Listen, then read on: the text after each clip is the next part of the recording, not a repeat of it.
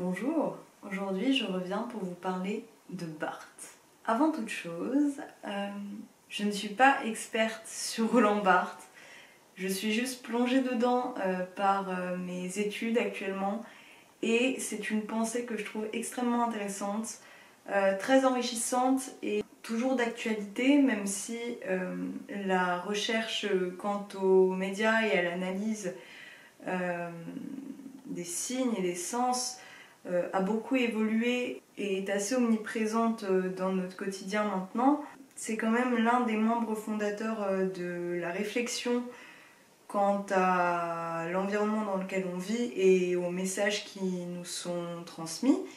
Donc je trouvais ça intéressant de faire une vidéo dessus. Et bien sûr le contenu que vous allez voir est non exhaustif. Je viens pour vous parler des mythologies. Alors, Barthes est un auteur, philosophe, critique littéraire et sémiologue. Sémiologie, science humaine sur laquelle je reviendrai après, qui est né en 1915 et qui est mort en 1980.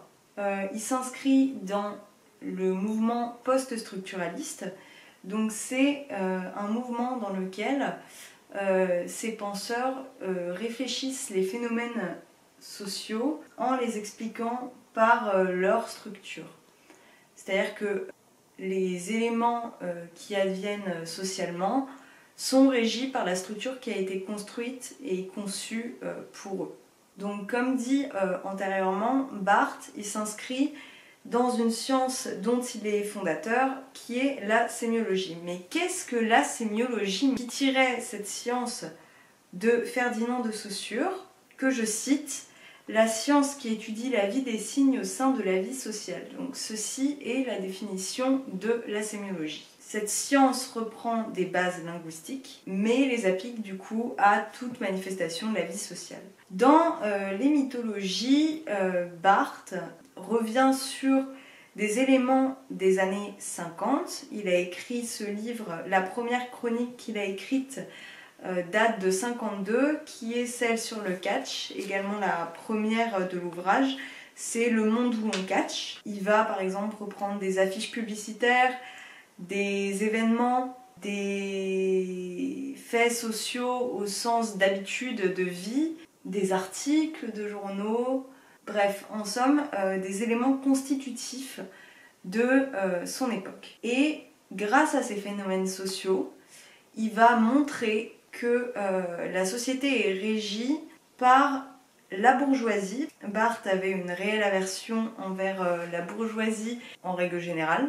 Il va du coup faire une analyse du discours, mais qu'il va appliquer également à l'image. Donc, il tire 3 messages. Le premier étant le linguistique, qui amène à analyser le message que l'on lit. Le second étant le plastique, qui amène à analyser les choix de mise en forme. Et l'iconique, qui amène à analyser les objets que l'on voit. Donc, par exemple, il va étudier une affiche Panzani, où du coup, le langage linguistique, ce sera les slogans, la police ou le nom de la marque. Ensuite, la plastique, c'est le cadre, l'échelle choisie, la prise de vue, les couleurs, la lumière et la mise en forme. Et enfin, l'iconique, c'est par exemple, si on voit des tomates dans un filet, ça donne l'idée qu'on revient du marché et ça donne une espèce d'italianité et de produit fait maison pour le consommateur. Son souci, c'est vraiment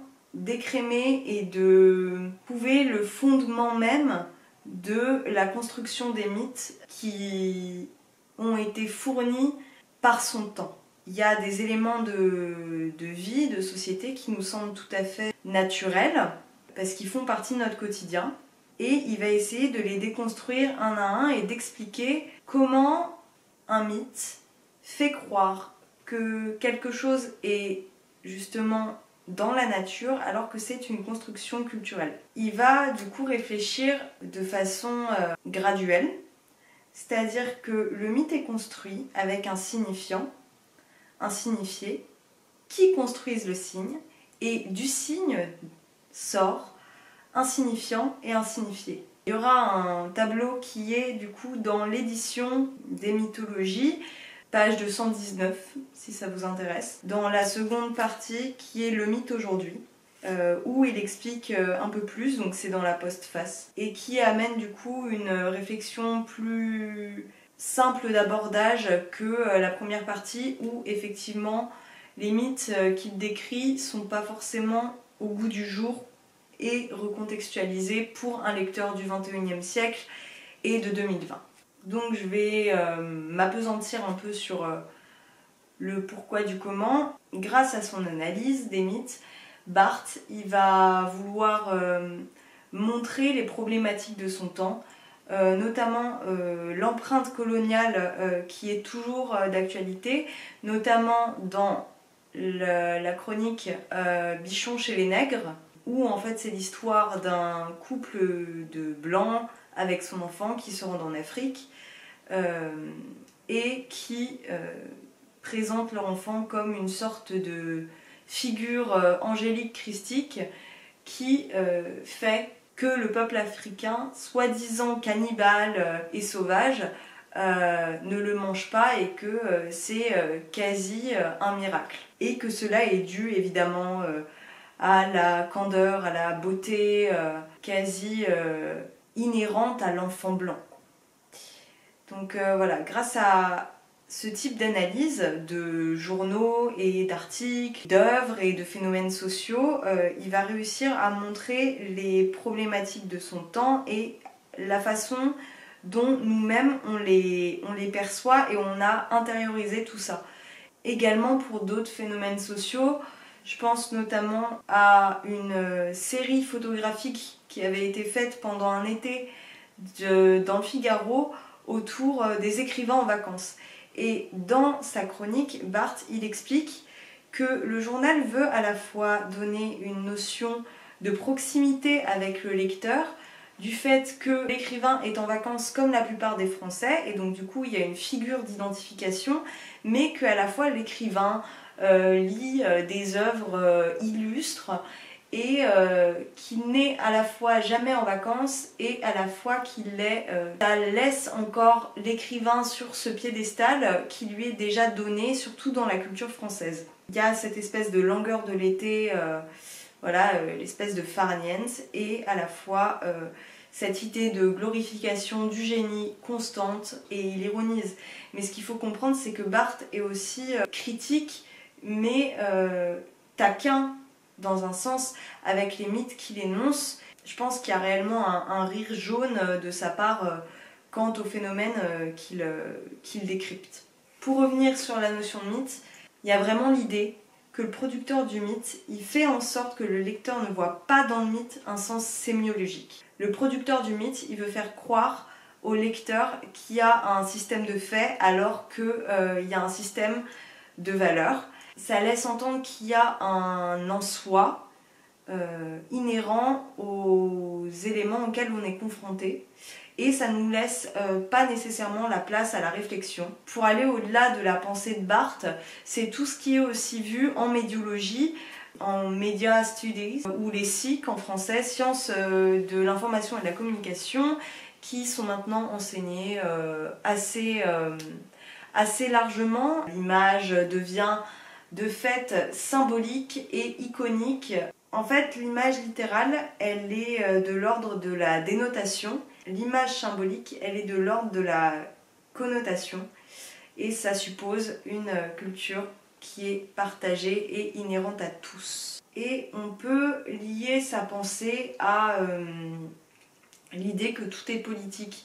C'est-à-dire que la façon dont va être présenté quelque chose, que ça soit par le langage, que ça soit par l'image, aura toujours été réfléchi auparavant avec un enjeu précis, et surtout dans la publicité et dans les médias en règle générale. Et je trouvais ça intéressant de vous faire cette vidéo-ci maintenant, parce qu'on a beaucoup d'informations, d'autant plus depuis les événements récents, que c'est un petit peu compliqué de déceler tout ça et de prêcher le faux pour trouver le vrai. La dernière analyse que fait Barthes et sur laquelle je vais revenir, c'est l'analyse du message linguistique qui se pose comme fonction d'ancrage et de relais.